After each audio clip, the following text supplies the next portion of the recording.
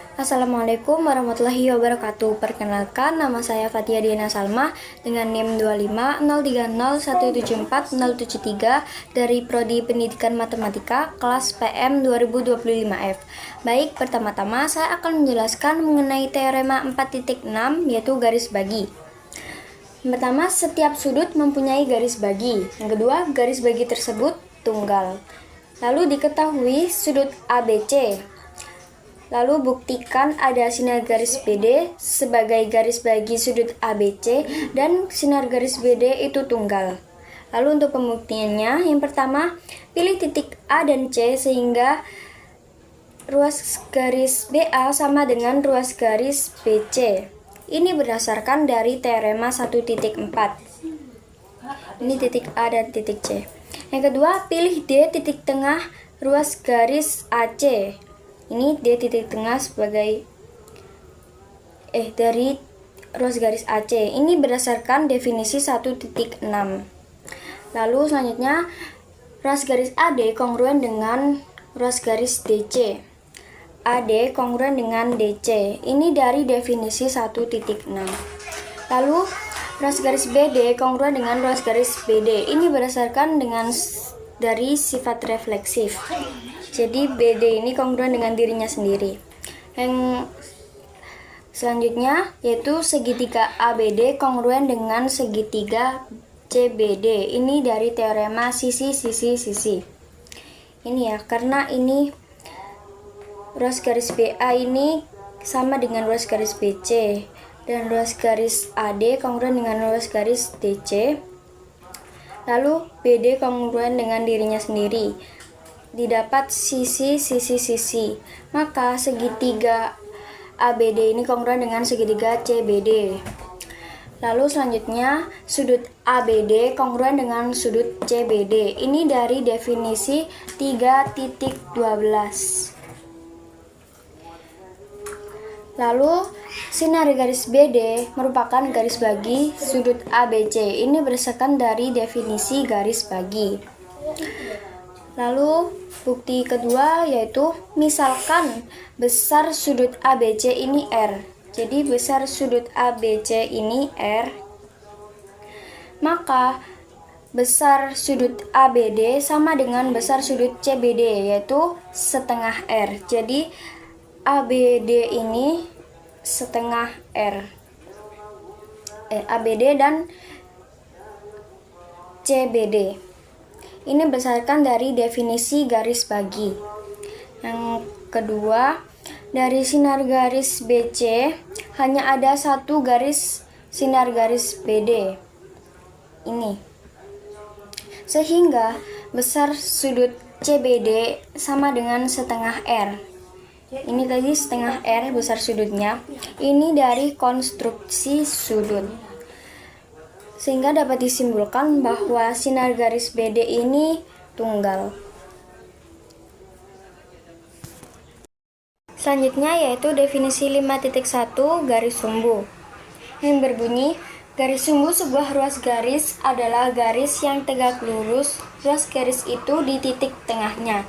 Jadi ruas garis di titik tengahnya ada garis tegak lurus. Nah, ini berarti dinamakan garis sumbu sebuah ruas garis. Lalu untuk definisi 5.2 berjarak sama yang berbunyi, dua titik berjarak sama dengan titik ketiga jika kedua titik itu sama jauhnya dari titik ketiga tersebut. Nah, misal ada titik A dan titik B.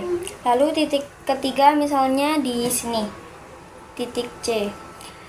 Jika jarak dari titik A ke titik C ini sama jauhnya dengan titik C ke titik B, maka titik AC dan titik BC ini berjarak sama. Apakah hanya di sini? Tidak, tapi bisa di banyak tempat. Misalnya ada titik D. Nah, misal jika titik jarak AD ini sama jauhnya dengan jarak BD, maka AD dan BD ini berjarak sama. Lanjut, yaitu teorema 5.2 garis sumbu. yang berbunyi Garis sumbu sebuah ruas garis dalam bidang adalah himpunan semua titik dalam bidang yang berjarak sama dari ujung-ujung ruas garis itu. Baik, yang pertama diketahui garis L yaitu garis sumbu ruas garis AB. Lalu C titik tengah ruas garis AB. Jadi garis L ini itu garis sumbu dari ruas garis AB. Lalu C titik tengah dari ruas garis AB. Lalu buktikan yang pertama, jika P sebarang titik pada garis L, maka PA sama dengan PB. Lalu buktikan yang kedua, yaitu jika QA sama dengan QB, maka Q titik pada garis L. Baik, langsung yang pertama pembuktiannya yaitu misal kita kan jika P sebarang titik pada garis L, misal P di sini, maka didapat PC ini refleksif dengan dirinya sendiri. PC ini kongruen dengan PC dari sifat refleksif. Lalu yang kedua, garis AC kongruen dengan garis CB. Nah, ini didapat dari definisi titik tengah. Lalu, besar sudut PCA sama dengan besar sudut PCB, yaitu 90 derajat. Ini dari L ini tadi, dari yang diketahui, L kan garis sumbu ruas garis AB. Jadi, titik tegak lurusnya ini maka siku-siku atau 90 derajat. Lalu didapat segitiga PCA kongruen dengan segitiga PCB. Segitiga PCA kongruen dengan segitiga PCB. Ini dari postulat sisi sudut sisi. Lalu ruas garis PA kongruen dengan ruas garis PB. Ini dari definisi 3.12. Jadi PA ini kongruen dengan PB, ruas garis PA kongruen dengan ruas garis PB. Lalu didapat yaitu PA itu sama dengan PB dari definisi kongruen. Baik, untuk bukti yang kedua yaitu buktikan jika QA sama dengan QB, maka Q titik pada garis L. Jadi langkah yang pertama yaitu didapat tadi kan Q titik pada garis L. Misal Q di sini. Nah, jadi QC ini kongruen dengan QC dari sifat refleksif. Ruas garis QC kongruen dengan ruas garis QC. Yang kedua yaitu ruas garis CA kongruen dengan ruas garis CB. Jadi ruas garis CA ini kongruen dengan ruas garis CB. Dari mana? Dari definisi titik tengah. Selanjutnya yaitu ruas garis AQ kongruen dengan ruas garis BQ. Ini dari diketahui. Jadi ini AQ ini kongruen dengan BQ. Selanjutnya segitiga ACQ kongruen dengan segitiga BCQ. Ini segitiga ACQ kongruen dengan segitiga BCQ. Nah, ini dari teorema sisi-sisi-sisi. Karena ini ada sisi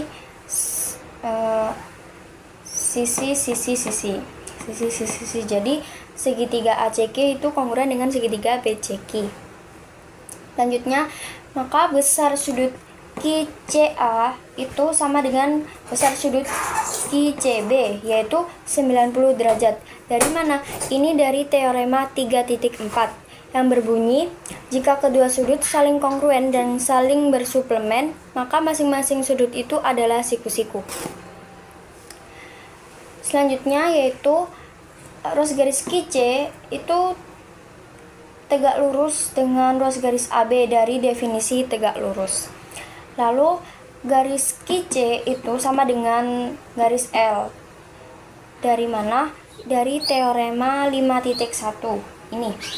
Garis sumbu sebuah ruas garis adalah garis yang tegak lurus garis itu di titik tengahnya. Sehingga dapat disimpulkan Q itu titik pada garis L. Baik, titik selanjutnya yaitu ada akibat 5.1. Diketahui segmen AB dan garis L pada bidang. Jika dua titik pada L berjarak sama terhadap A dan B, maka L adalah garis sumbu ruas garis AB. Lanjut. Jadi yang diketahui kan tadi ruas AB dan garis L itu pada bidang. Jadi ruas garis AB dan garis L pada bidang. Lalu dua titik pada garis L berjarak sama. Dua titik. Lalu buktikan L adalah garis sumbu dari ruas garis AB. Maka pembuktiannya yaitu yang pertama, dua titik tersebut yaitu titik P dan titik Q dari yang diketahui tadi. Lalu ruas garis PA itu sama dengan ruas garis PB dan ruas garis QA sama dengan ruas garis QB. Ini juga dari yang diketahui. Jadi ruas garis PA sama dengan ruas garis PB dan ruas garis QA sama dengan ruas garis QB. Lalu ruas garis PQ ini sama dengan ruas garis PQ. Ini berdasarkan sifat refleksif. Jadi ruas garis PQ ini sama dengan dirinya sendiri. Selanjutnya yaitu didapat segitiga APQ kongruen dengan segitiga BPQ. Ini dari teorema sisi. Jadi ini kan tadi sisi lalu PQ sama dengan dirinya sendiri. Lalu didapat sisi. Jadi segitiga APQ kongruen dengan segitiga BPQ. Selanjutnya yaitu sudut APQ kongruen dengan sudut BPQ berdasarkan definisi 3.12. Karena segitiganya kongruen maka sudutnya juga kongruen. Lalu garis AB dan garis PQ itu berpotongan di titik C. Ini dari dibuat. Jadi dibuat titik C, maka garis AB ini berpotongan dengan garis PQ. Lalu ruas garis PC itu sama dengan ruas garis PC berdasarkan sifat refleksif. Jadi ini ruas garis PC itu sama dengan dirinya sendiri. Selanjutnya yaitu sudut APC kongruen dengan sudut BPC dari definisi 3.12. Jadi sudut APC itu kongruen dengan sudut BPC. APC kongruen dengan BPC. Selanjutnya yaitu segitiga APC kongruen dengan segitiga BPC. Segitiga APC kongruen dengan segitiga BPC. Ini dari postulat sisi sudut sisi. Jadi ini kan sisi sudut sisi, lalu ini juga sisi sudut sisi. Maka segitiga APC dan segitiga BPC itu kongruen. Selanjutnya yaitu ruas garis AC itu kongruen dengan ruas garis BC. Ini dari akibatnya postulat sisi sudut sisi tadi. Jadi karena kedua segitiga ini kongruen, maka sisi AC ini sama dengan sisi BC.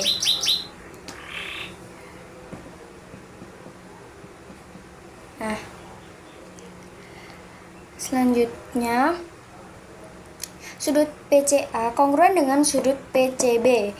Jadi sudut PCA ini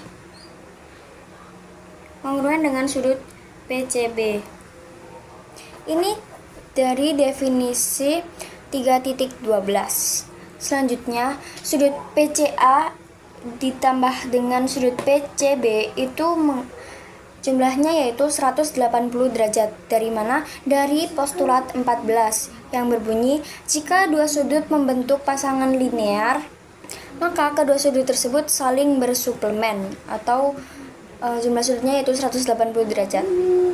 Selanjutnya yaitu sudut PCA sama dengan sudut PCB yaitu 90 derajat dari teorema 3.4 yang berbunyi, jika kedua sudut saling kongruen dan saling bersuplemen, maka masing-masing sudut itu adalah siku-siku.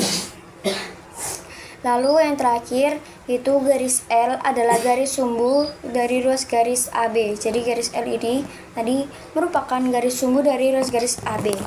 Ini dari teorema garis sumbu, yaitu teorema 5.2. Baik, sekian video penjelasan dari saya. Terima kasih sudah menonton. Wassalamualaikum warahmatullahi wabarakatuh.